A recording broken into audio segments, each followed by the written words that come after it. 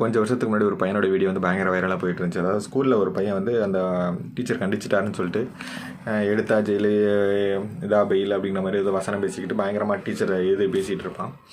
அந்த பையன் வந்து இப்போ ரீசெண்டாக பார்த்தீங்கன்னா ஒரு திருட்டு வழக்கில் வந்து மாட்டிக்கிட்டு போலீஸ் கூட்டிகிட்டு போகிற மாதிரி அந்த வீடியோ ரெண்டையும் கம்பேர் பண்ணி இப்போ வீடியோ பயங்கர வைரலாக போயிட்டுருக்கு.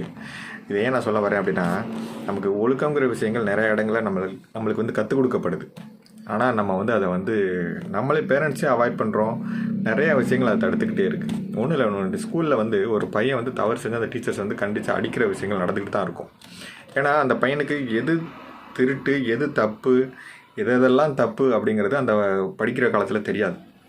அதை பேரண்ட்ஸை விட ரொம்ப உரிமையாக கண்டிக்கக்கூடிய, அதாவது ஒரு பிளைனாக கண்டிக்கக்கூடிய ஒரு விஷயம் வந்து டீச்சர்ஸ் மட்டும்தான் பண்ண முடியும். பேரண்ட்ஸ் கூட நம்ம பிள்ளை அடித்தா வலிக்கும் அப்படிங்கிற மாதிரி நம்ம யோசிப்போம்.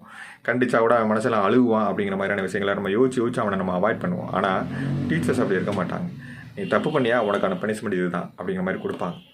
ஆனால் அது தப்புன்னு சொல்லி இன்றைக்கி நிறையா பேர் கிளம்பி அந்த டீச்சர்ஸே 2 கும்மி அது இல்லாமலே பண்ணியாச்சு. அவங்க கையில் உள்ள பெரம்பெல்லாம் பிடிக்கி எரிஞ்சு நீ சும்மா கையை கட்டிக்கிட்டு நீ பாடம் நடத்து அப்படிங்கிற மாதிரி கொண்டு போயிட்டோம். அங்கேயே பல குழந்தைகளோட ஒழுக்கங்கிறது தவறி போச்சு. இதை சில டீச்சர்ஸை சொல்லி, சில பேர் தவறு பண்ணுற டீச்சர்ஸை சொல்லி சில பேர் குறையாக பேசுவாங்க.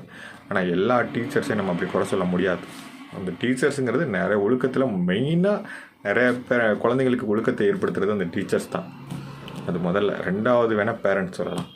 பேரண்ட்ஸ் அவங்க குழந்தைங்களை பார்க்குற விதத்தில் சில பேர் ஒழுக்கமாக நல்லாவே வளர்க்குறதுக்கான சான்சஸ் நிறையா இருக்குது. 3வது பாடத்திட்டங்களும் முதலே சொல்லலாம்.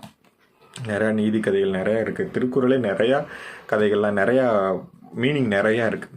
இன்றைக்கி யார் திருக்குறளை வந்து மீனிங்கோடு படிக்கிறது? 10 திருக்குறள் சொன்னால் ஏதாவது டம்ளர் தருவாங்க, இது தருவாங்க அப்படிங்கிற மாதிரி தான் போயிட்டுருக்கு, சர்டிஃபிகேட் தருவாங்க அப்படிங்கிற மாதிரி தான் போயிட்டுருக்கே தவிர அதில் உள்ள மீனிங் படி நம்ம வாழணும் அப்படின்னு சொல்கிறதுக்கு இன்றைக்கி யாரும் கிடையாது. திருக்குறளே மனப்பாடம் பண்ணி சொல்லி நீ எக்ஸாம் வைஸ் போயிட்டுருக்கு, அவ்வளோதான். இப்படி தான் நடந்துக்கிட்டு இருக்கே தவிர பெருசாக அதில் ஒன்றும் இல்லை. திருக்குறள் உண்மையிலே ஒவ்வொரு மீனிங்கும் நம்ம படித்து நம்ம பார்த்தோம்னா நிறைய விஷயங்கள் நம்ம ஒழுக்கம் சம்மந்தப்பட்ட விஷயங்கள் கற்றுக்கலாம்.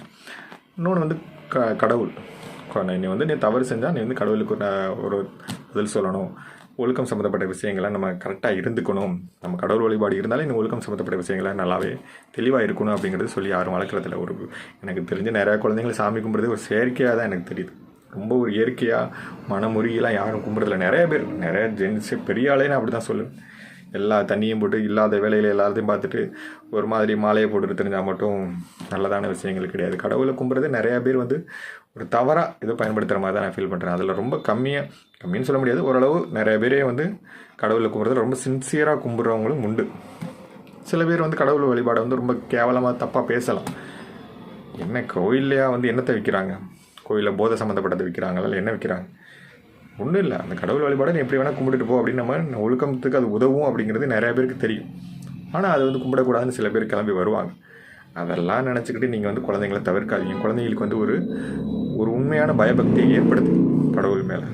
சாமி கும்பிட்னா ரொம்ப சின்சியராக கும்பிடு. நீ கூட கோயிலுக்கு போறீங்கன்னா ஒழுக்கமாக இருக்கணும். கரெக்டான யாரையும் எந்த விதத்திலும் துன்புறுத்தக்கூடாது, திருடக்கூடாது, பண்ணக்கூடாதுங்கிற விஷயங்களை ரொம்ப ஸ்ட்ரிக்டாக பண்ணி சாமி கும்பிட வைங்க. சும்மா செயற்கையாக சாமி கும்பிட்றதுல வந்து எந்த பிரயோஜனமும் கிடையாது. இன்றைக்கி நம்மளை சுற்றி நிறைய விஷயங்கள் அந்த மாதிரி இருக்கிறதுனால நம்ம அந்த மாதிரி குழந்தைங்களை நம்ம செயற்கையாக கும்பிட வைக்கிறோம்.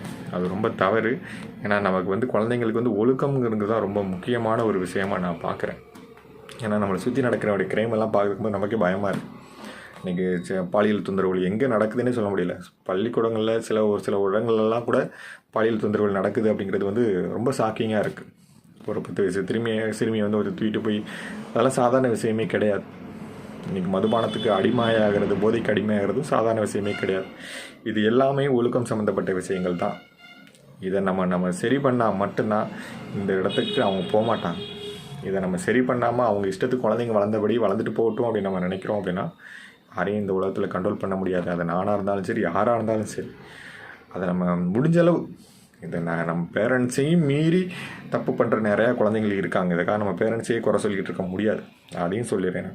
இன்றைக்கி நிறைய பேர் பேரண்ட்ஸை குறை சொல்கிறாங்க. ஆனால் நம்ம சுற்றி உள்ள சமூகம் நல்லா இல்லை.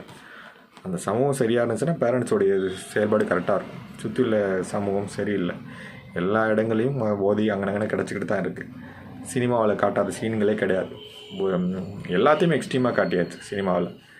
எந்த சினிமாவும் தனியாக ஒரு குழந்தைகளோட உட்காந்து பார்க்குற அளவுக்குலாம் இன்றைக்கி சினிமாக்கள் கிடையாது. நம்மளை சுற்றி நிறையா ஒழுக்கம் சம்மந்தப்பட்ட அதாவது ஒழுக்கத்தை கெடுக்கக்கூடிய விஷயங்கள் நிறையா வர ஆரம்பிச்சிருச்சு. நாம் தான் முடிஞ்ச அளவு நம்ம ட்ரை பண்ணுவோம். அதுக்கு மேலே அந்த குழந்தைங்களுடைய விதின்னு விட்டுற வேண்டியதான். வேறு என்ன பண்ணுறது?